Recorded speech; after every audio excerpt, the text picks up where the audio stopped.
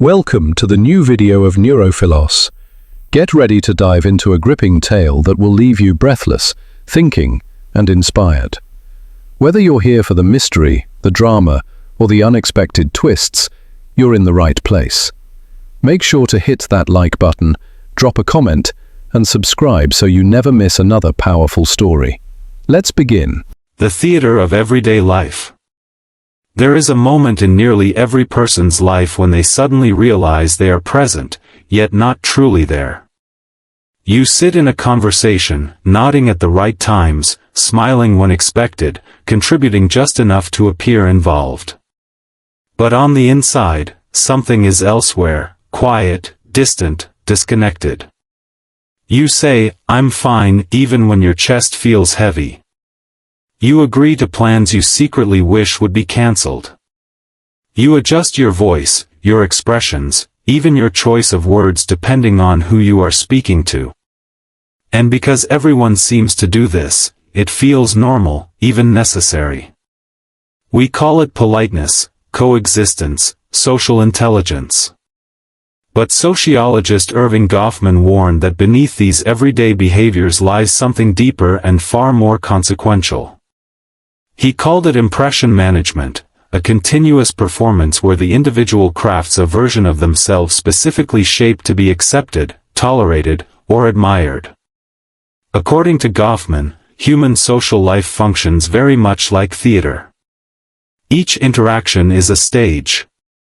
Each environment is a new scene.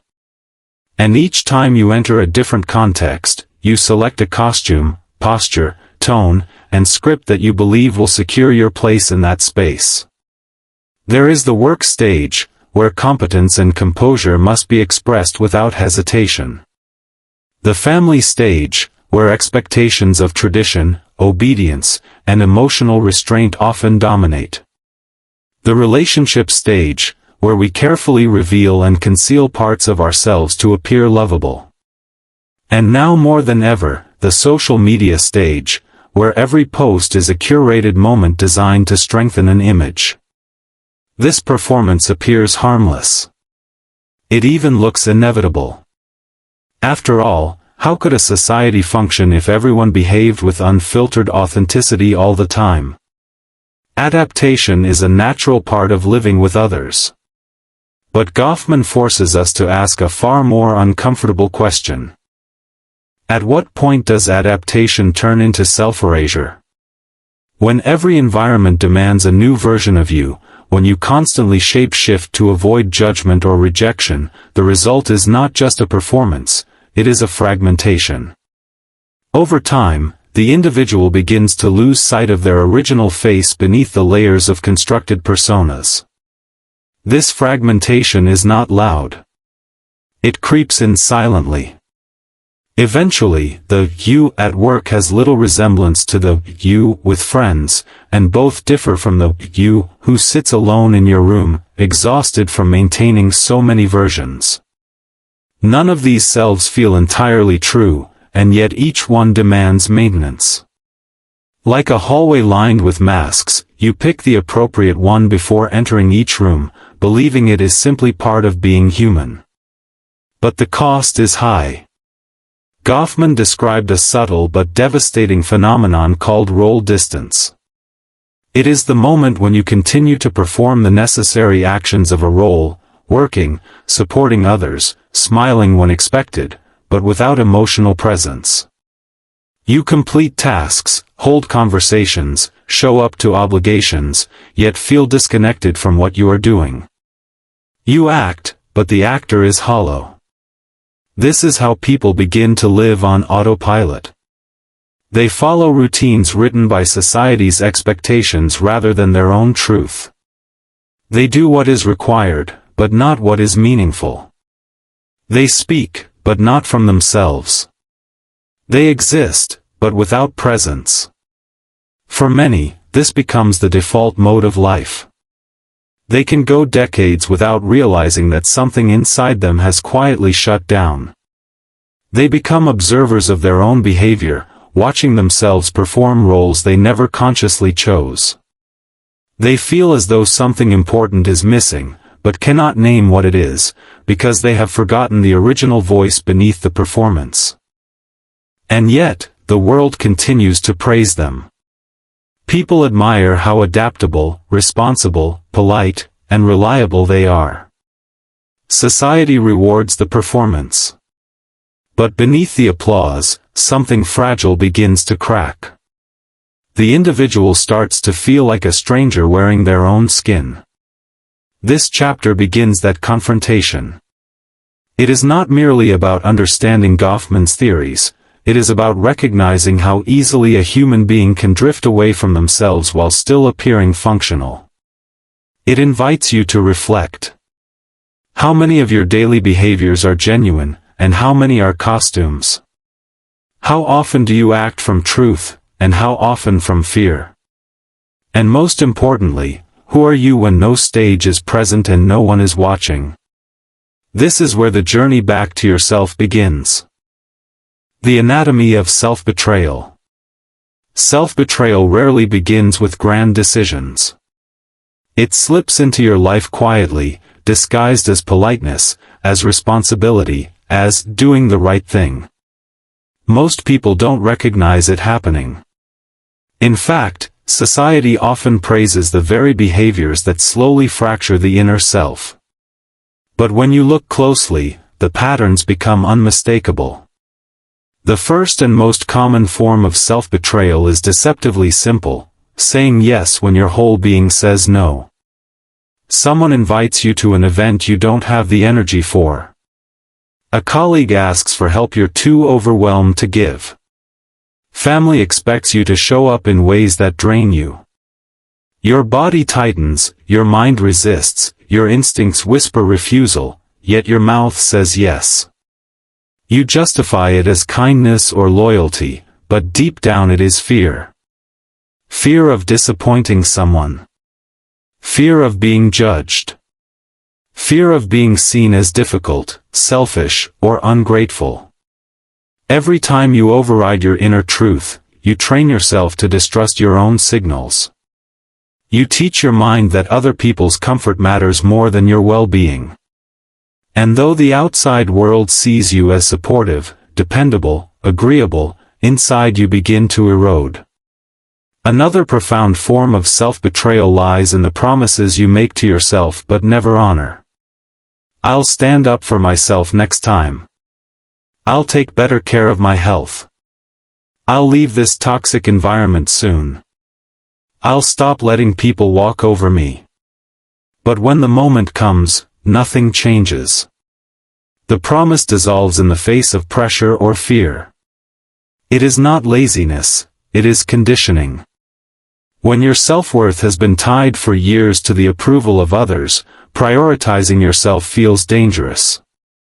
And so, little by little, the relationship with your own inner voice weakens.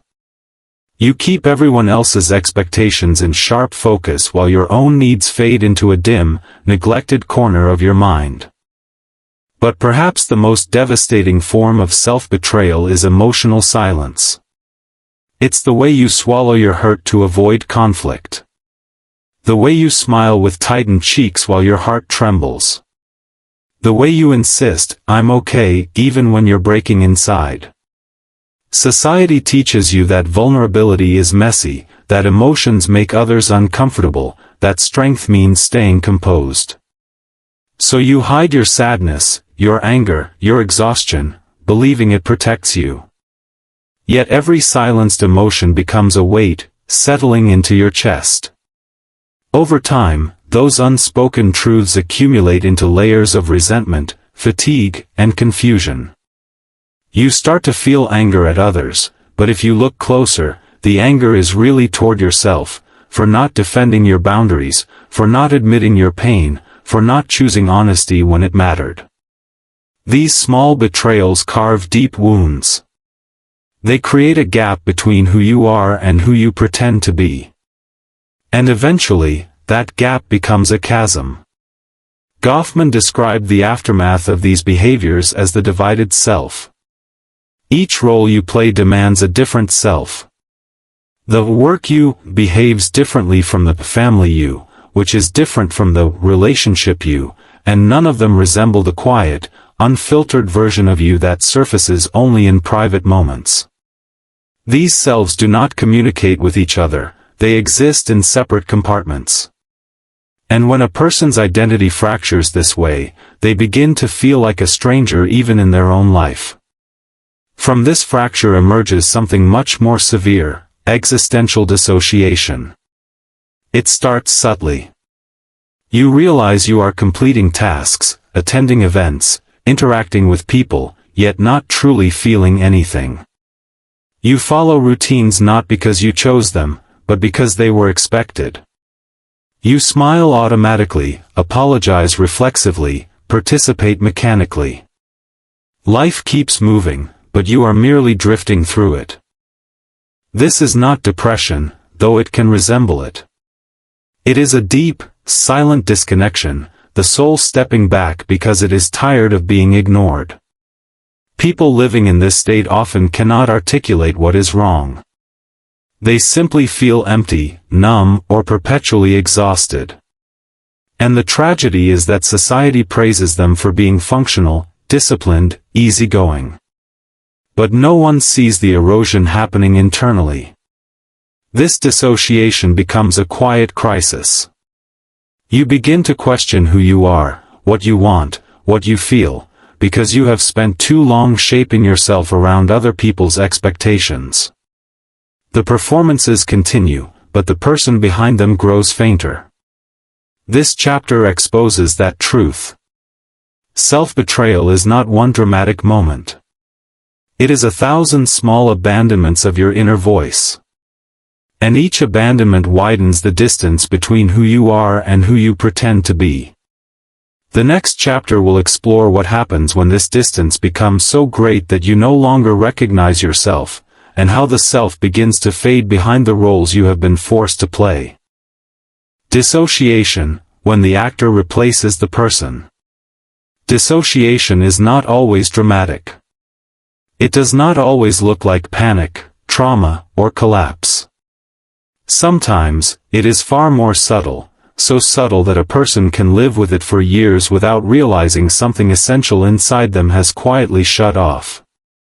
This is the territory Erving Goffman points to with the concept of role distance, the moment when a person continues performing their role flawlessly, yet their inner self has stepped out of the scene. At first, it begins innocently. You do what is expected. You fulfill obligations. You say what people want to hear. You behave according to the script society hands you. Slowly, you become efficient, composed, dependable, someone who always knows how to handle things. To others, your life appears stable, productive, enviable even. But beneath that smooth exterior, something shifts. The movements are still there, the talking, working, socializing, but the emotional presence disappears. You are acting without inhabiting the actions. You laugh, but the laugh feels distant. You listen to conversations but cannot feel a connection to the words. You move through routines without a trace of your inner voice guiding you. This is the early stage of dissociation. You are there, yet not there. Over time, this sensation deepens. You begin to feel like a spectator of your own life, as though someone else has taken over the controls while you watch from a distance. You go to work, answer messages, attend family gatherings, but none of it feels like it belongs to you. It feels like you are watching a character play a role rather than living your own experience. This happens because the roles demanded of you have become incompatible with your true self. When a person's external performance contradicts their inner truth long enough, the psyche chooses survival over authenticity. It disconnects. It detaches. It numbs. The mask becomes less a choice and more an armor, protecting what remains of your inner world. But armor does not only shield, it separates. What once began as adaptation becomes a prison. The roles you play stop being temporary performances and turn into rigid identities. You no longer switch masks, you become them. And with each passing year, the gap between your outer persona and inner self widens until you cannot tell which is real. This is when dissociation becomes a lifestyle. You wake up and feel nothing. You do everything you're supposed to do, but it feels mechanical. You speak, but your voice feels borrowed. You smile because you've memorized the gesture, not because you feel joy. People praise you for being calm, strong, composed. They admire how reliable you are. Meanwhile, you feel hollow, like life is happening around you rather than through you. This hollowness grows heavier with time, until even the things you once loved lose their spark. Hobbies feel tiresome. Relationships feel shallow. Achievements feel meaningless. The tragedy is that society rewards this very state. It values productivity over presence, compliance over authenticity, and stability over emotional truth. You become the ideal functional adult, capable, efficient, and emotionally absent. No one questions your performance because your mask is perfect. But internally, you feel a drifting sense of estrangement, an unnameable discomfort that lingers beneath every interaction. This estrangement is the alarm bell of a deeper crisis, the loss of identity. When you spend years responding to what each environment demands, you stop asking what you want. You lose sight of your desires, your boundaries, your preferences. You become a mosaic of expectations instead of a unified self. Choices become reactions to external pressure. You no longer decide, you comply. You no longer desire, you adjust. You no longer live, you execute. This is the full consequence of dissociation. The self fades, while the actor takes its place. People who reach this stage often describe feeling like a ghost inside their own body, present, but transparent. They move through life with a sense of emptiness that no amount of success, affection, or routine can fill. They are praised for their performance while starving internally. Goffman argued that this distancing mechanism is a form of psychological survival. When your roles distort your true identity so deeply that being yourself feels dangerous, disconnection becomes the only way to continue functioning. But what begins as protection eventually becomes paralysis. The longer you remain disconnected, the harder it is to remember who you were before the masks, before the roles, before the expectations. You begin to fear that without your performance, there is nothing left. You fear that if you stopped acting, you would collapse. Yet Goffman's theory also hints at a way out, a deliberate, strategic collapse of the stages. A conscious rejection of the roles that suffocate the real self. A choice to reclaim your inner voice, no matter the cost.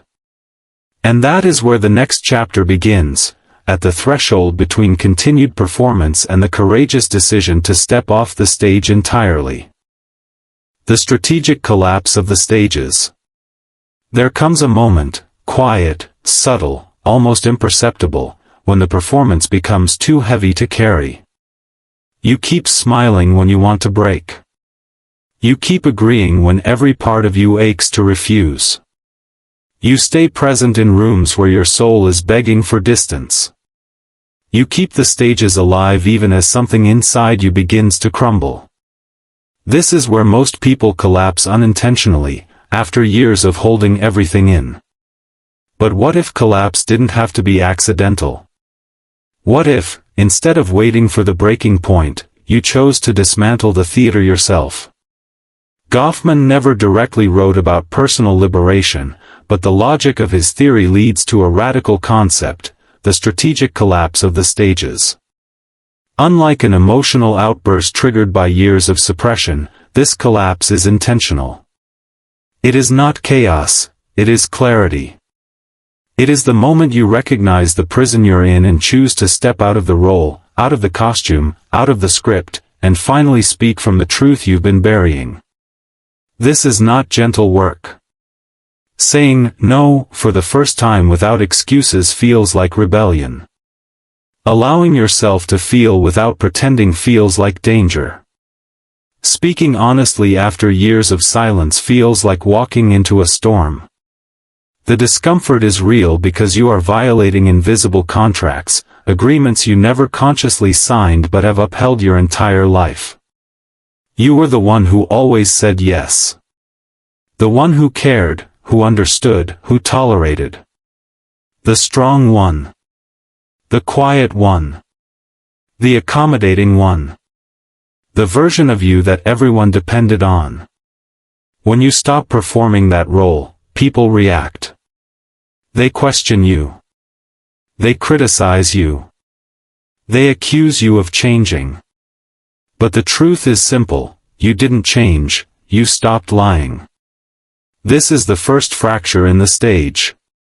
And every act of authenticity creates another crack. Saying no. Setting a boundary. Telling someone, that hurt me. Refusing an invitation you once would have accepted out of obligation. Choosing silence instead of forced friendliness. Choosing distance instead of emotional self-sacrifice. Each of these choices is a piece of the stage breaking beneath you, and that is exactly what needs to happen. Because collapse is not destruction. It is liberation. It is the clearing away of roles that suffocate your identity. It is the reclamation of your inner authority. It is the refusal to continue a performance that has been killing your spirit slowly and silently. But this liberation comes with consequences. And Goffman was clear, when the performance stops, the audience shifts. Some people will move away. Some will feel betrayed. Some will try to guilt you back into the character they preferred. Some will insist that you are being selfish, dramatic, or ungrateful. And some will simply vanish, because without the character you played, they have nothing to anchor themselves to. This loss hurts. It feels like abandonment. But it is not abandonment, it is revelation. It reveals who loved your mask and who is willing to love your face. It reveals who valued your compliance more than your well-being. It reveals who stayed only because you made yourself easy to keep. And on the other side of this revelation, something beautiful happens. You begin to attract a different kind of connection. People who recognize you, not for what you provide, but for who you are. People who value your authenticity more than your performance. People who do not need you to shrink, suppress, or shape-shift to remain close. This is the quiet miracle of collapsing the stages. You stop being tolerated and start being seen. But there is an even deeper miracle beneath that, something internal. Because when the stage collapses, and the audience thins, and the noise quiets, something finally emerges. Your own voice. A voice that has been drowned beneath years of responsibility, obedience, and impression management. A voice you forgot belonged to you. A voice that does not negotiate its existence. This voice marks the beginning of true freedom, but with freedom comes responsibility. Now that you have stopped betraying yourself, you must begin honoring yourself. You must listen to what you feel. You must respect what you desire. You must protect what you need. This is not the end of collapse. It is the beginning of reconstruction. Because after the stage falls to pieces, the deeper work begins, the work of rebuilding a life rooted not in performance, but in authenticity. And that transformative journey continues in the next chapter, the chapter of rebirth. Rebirth, rebuilding a life from authenticity. When the stages finally collapse and the masks fall away, you find yourself standing in a silence that feels both unfamiliar and sacred. For the first time in a very long time, there is no audience to impress, no character to maintain, no script to follow. There is only you, unfiltered, unguarded, and undeniably real. This moment is terrifying. With the roles stripped away, you cannot hide behind performance anymore. You cannot blame expectations or social pressures. There is no applause to reassure you, no familiar structure to guide your movements. Everything external has quieted. What remains is the raw truth of your existence. And yet, beneath the fear, there is something liberating, a sense of spaciousness, a quiet recognition that this is the ground from which a whole new life can begin. But do not romanticize this stage. Rebirth is not gentle. It is not an instant rush of clarity or confidence. It does not arrive with sudden certainty about who you are or what you want. In reality, it is messy, confusing, and often painfully slow. After years, sometimes decades, of performing roles, your identity has been shaped by countless external demands. Rebuilding yourself means untangling your truth from the expectations that buried it. In the beginning, you may feel lost. You may realize you no longer know your own preferences. You may struggle to identify what genuinely brings you joy, or what kind of relationships nourish your spirit. You will need to relearn how to listen to your emotions without dismissing them as inconvenient or dramatic. You will need to allow yourself to feel anger, disappointment, grief, emotions you once numbed for the sake of harmony. This is the work that most people avoid, the reconstruction of identity. To rebuild yourself, you must first learn to recognize your own voice. For years, you have been guided by the reactions and judgments of others. Now, you must learn to navigate by your inner compass. This requires honesty, the kind that scares you. It requires patience, the kind you have never given yourself. It requires compassion, the kind you always reserved for others. You will confront guilt. The guilt of saying no. The guilt of choosing rest. The guilt of stepping away from people who drained you. The guilt of wanting more for yourself. Understand this truth. Guilt is not a sign you are doing something wrong, it is a sign you are doing something unfamiliar. You will also confront nostalgia for the old roles. The predictability of pleasing others. The comfort of being needed. The stability of routine performances. These roles, though suffocating, made you feel valuable. Now, standing in your authenticity, you may fear losing that sense of purpose. But this fear is simply the residue of old conditioning. True belonging, true love, and true identity cannot grow where performance dominates. They can only be built on the foundation of presence. And presence comes only when you stop abandoning yourself. So the work continues. You start choosing with intention rather than obligation. You start noticing when you are slipping back into an old role.